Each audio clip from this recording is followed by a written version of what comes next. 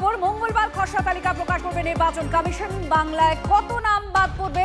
নির্বাচন কমিশনের দেওয়া হিসেব অনুযায়ী 58,18,487 ফর্ম অসংগৃহীত।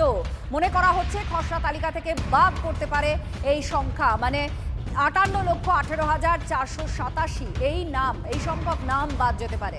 নির্বাচন কমিশনের হিসাবে রাজ্যে মৃত ভোটারের সংখ্যা 24,18,599। 12,12,274 জনের কোনো খোঁজ পাওয়া যায়নি। কমিশন আরও যেটা বলছে, ঠিকানা পরিবর্তন করেছেন, মানে স্থানান্তরিত হয়েছেন 19,91,966 জন ভোটার। আর ডুপ্লিকেট ভোটারের সংখ্যা 1,37,961।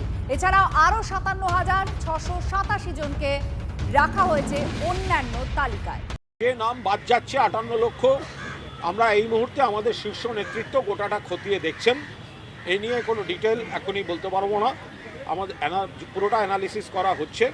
শুধু এটুকু বলতে পারি যে জাতীয় নির্বাচন কমিশন তারা প্রথম থেকেই বিজেপির দলদাস হিসেবে বিজেপির দেয়া অ্যাসাইনমেন্ট পালন করছেন।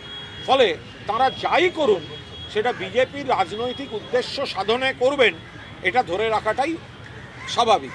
আমরা যেটা প্রথম থেকে বলে এসেছি, 1 থেকে 1.5 কোটি গো ভোটার পশ্চিমবাংলায় বেরোবে, সেটা 58 লাখে পৌঁছেছে।